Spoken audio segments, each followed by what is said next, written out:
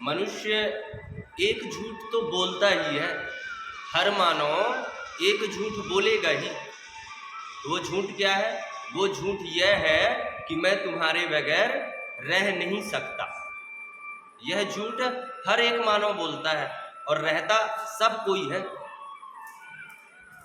कथा आती है, एक संत थे जिनका नाम था एकनाथ।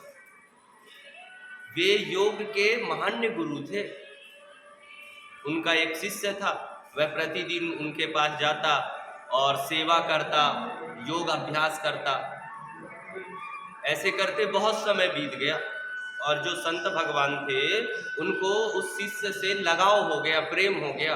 कोई शिष्य होते हैं ना जिनसे गुरु प्रेम करने लग जाते हैं, उसी प्रकार उस शिष्य से एकनाथ जी महाराज प्रेम करने लग गए। कुछ समय बीता और कुछ समय बीतने के पश्चात संत भगवान के यहाँ वह शिष्य आना बंद कर दिया। अब संत भगवान मन में विचार किए कि भैया ऐसा क्या हो गया जिसके कारण से मेरा शिष्य आना बंद कर दिया। कुछ समय बीता और कुछ समय बीतने के पश्चात वह शिष्य पुनः संत भगवान के आश्रम में पहुंचा। तो संत भगवान ने उससे पूछा कि भैया इतने दिन कहाँ चले गए थे, कहाँ थे इतने दिन? तब वह शिष्य ने कहा कि महाराज मेरी विवाह हो गई, अब मेरी विवाह हो गई इसलिए मैं नित्य प्रतिदिन आपकी सेवा में नहीं आ सकता। संत भगवान में मन में विचार किया कि वाह रे भैया काहे नहीं आ सकते? बोले कि मेरी शादी हो गई है, मेरी गृहिणी है, धर्म पत्नी है, परिवार हो गया, परिवार को छोड़ करके मैं कैसे चले आऊं बताइए। संत भगवान ठसके लगा करके हंसे और मन में विचार किए कि ऐसे समझाने से तो इसको समझ में आने वाला तो है नहीं। जब तक मनुष्य को अच्छी प्रकार से उदाहरण ना दी जाए ना तो वह वाक्य उसको समझ में आता नहीं। तो संत एकनाथ ने विचार किया कि इसको उदाहरण सहित समझाया जाए। तो संत ने कहा कि तुम घर जाओ और तुम्हें तो योग अभ्यास हो ही चुका है, तो योग अभ्यास में अपने श्वास को रोकने का भी अभ्यास होता है। कई कई मिनट तक, 30 मिनट, आधा घंटा, 1 घंटा मनुष्य अपने सांस को मोड़ता है और रोक लेता है। तो बोला कि तुम जाओ और जाकर के अपने घर में अपने घर वालों को ऐसा प्रतीत कराओ कि तुम्हारी मृत्यु हो गई है और अपने सांस को मोड़ करके और लेटे रहो। संत भगवान की बात मान ली उसके शिष्य ने, भैया जैसे महात्मा कह रहे हैं वैसे करें। तो संत भगवान की बात मान करके और वह शिष्य गया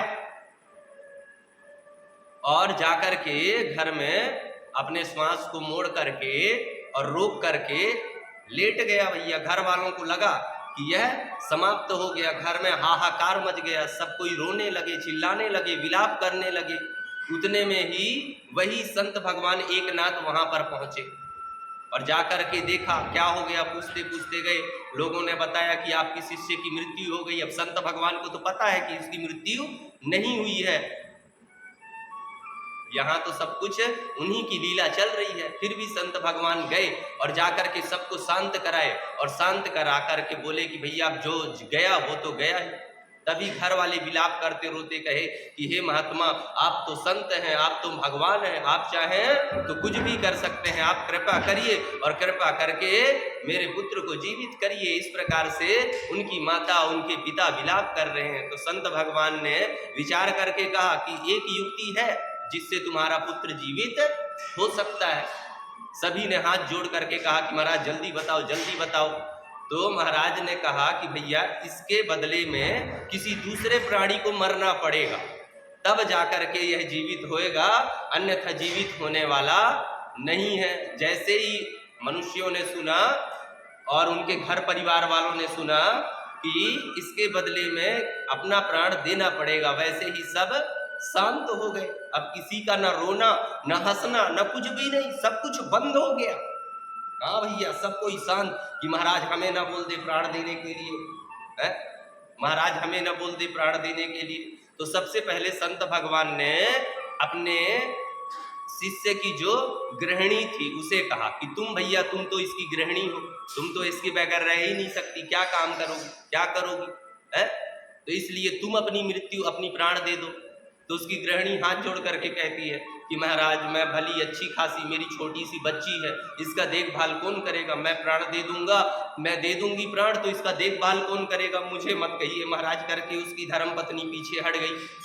अब वो जो उसका शिष्य था वे सांस को रोक करके और सब यह वृतांत सुन रहा था, देख रहा था, समझो। तब उसके माता पिता से कहे कि भैया तुम तो बहुत सारी जिंदगी जी ली, तो अब तुम अपना प्राण दे करके और इसे जीवित कर लो। उनके माता पिता ने कहा कि भैया जिसे जाना था महाराज वो तो चला गया, हम क्यों अपना प्राण दें, अभी तो हम और जिएंगे। इस प्रकार से उसके माता पिता कहने लगे, और वह ये सुन रहा है, सब कुछ समझ रहा है। उसके माता पिता जो कह रहे हैं वो सब कुछ वो सुन रहा है, समझ रहा है। उसके भाइयों को कहा, उनके भाइयों ने कहा कि भैया इसकी तो विवाह हो गई है, हमारी तो विवाह भी ना हुई है अभी, है, हम क्यों अपना प्राण दें। सभी ने मिलकर के विचार किया और कहा कि संत तो परोपकारी होते हैं, संत महात्मा तो दूसरे मानव जन कल्याण के लिए ही होते हैं, तो हे संत भगवान कृपा करिए और कृपा करके आप अपना प्राण दे करके हमारे पुत्र को जीवित कर दिए।